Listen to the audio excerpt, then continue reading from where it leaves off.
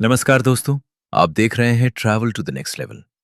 आज हम बात करने वाले हैं दुनिया की सबसे खतरनाक और तनावपूर्ण संघर्षों में से एक के बारे में, ईरान और इजराइल का युद्ध। ये सिर्फ दो देशों के बीच का युद्ध नहीं है। इसमें अमेरिका, मिडिल ईस्ट के कई देश और दुनिया की बड़ी ताकतें भी जुड़ी हुई हैं।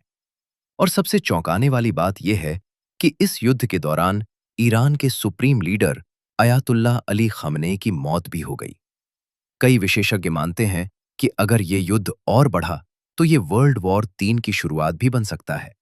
तो आखिर ये संघर्ष शुरू कैसे हुआ? क्यों अमेरिका इसमें शामिल हुआ? और आज की तारीख में क्या स्थिति है? आइए जानते हैं पूरी कहानी। संघर्ष की शुरुआत 1979 की क्रांति। आज का ईरान इजराइल संघर्ष अचानक शुरू नहीं हुआ। 1979 से पहले ईरान और इजराइल के रिश्ते अच्छे थे, लेकिन 1979 में ईरान में इस्लामिक रिवॉल्यूशन हुआ।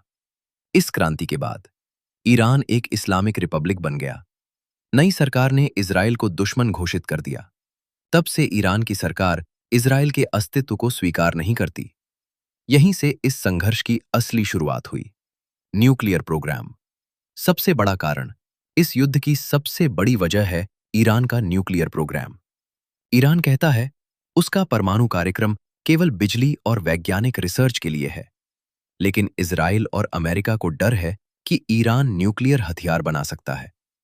अगर ईरान के पास परमाणु हथियार आ गए तो इजराइल के लिए यह बहुत बड़ा खतरा हो सकता है। इसी वजह से इजराइल कई सालों से ईरान के परमाणु प्रोग्राम को रोकने की कोशिश कर रहा है। Proxy war. ईरान और इजराइल लंबे समय तक सीधे युद्ध नहीं लड़ते थे। वे दूसरे संगठनों के जरिए लड़ते थे।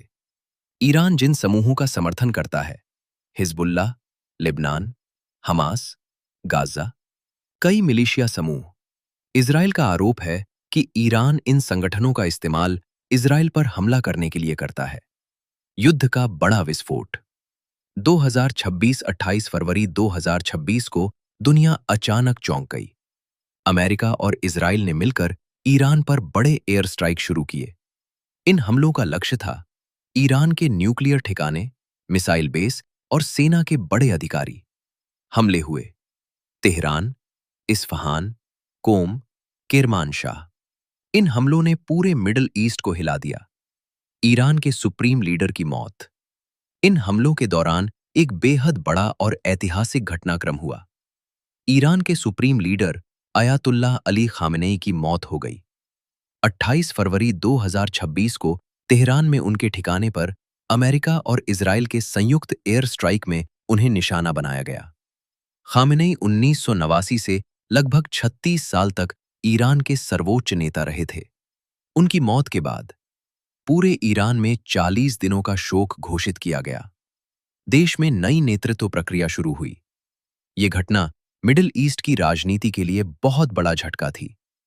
ईरान का जवाब। खामेनेई की मौत और हमलों के बाद ईरान ने भी जोरदार जवाब दिया। ईरान ने सैकड़ों मिसाइल लॉन्च की, ड्रोन हमले किए। इन हमलों का निशाना बने इजराइल, अमेरिका के सैन्य ठिकाने जो मौजूद हैं, कतर, बहरीन, कुवैत, सऊदी अरब, यूएई। इससे पूरा मिडिल ईस्ट युद्ध के खतरे में आ गया। अमेरिका क्यों शामिल हुआ? अमेरिका के शामिल होने के कई कारण हैं। 1. इजराइल अमेरिका का सबसे बड़ा सहयोगी है। अमेरिका हमेशा से इजराइल की सुरक्षा का समर्थन करता आया है। 2. न्यूक्लियर हथियार का डर। अमेरिका नहीं चाहता कि ईरान परमाणु हथियार बनाए। 3. तेल और व्यापार। मिडिल ईस्ट दुनिया के तेल का बड़ा स्रोत है। अगर यहां युद्ध फैलता है तो पूरी दुनिया की अर्थव्यवस्था प्रभावित हो सकती है। तेल संकट। Straight of Hormuz. ईरान ने धमकी दी कि वो स्ट्रेट ऑफ हॉर्मुज को बंद कर सकता है। ये वही समुद्री रास्ता है जहां से दुनिया का लगभग 20% तेल गुजरता है। अगर ये रास्ता बंद हो गया तो पूरी दुनिया में तेल की कीमतें बढ़ सकती है। क्या वर्ल्ड वॉर 3 शुरू हो सकता है? कई विशेषज्ञों को डर है कि ये युद्ध और देशों को भी खींच सकता है। अगर इसमें शामिल हो गए रूस, चीन, नाटो देश, तो ये युद्ध वर्ल्ड वॉर 3 में बदल सकता है। लेकिन अभी तक इसे रीजनल वॉर यानी क्षेत्रीय युद्ध माना जा रहा है। दोस्तों, ईरान और इजराइल का ये संघर्ष सिर्फ दो देशों का युद्ध नहीं है। इसमें राजनीति, धर्म, परमाणु हथियार और दुनिया की बड़ी ताकतें शामिल है।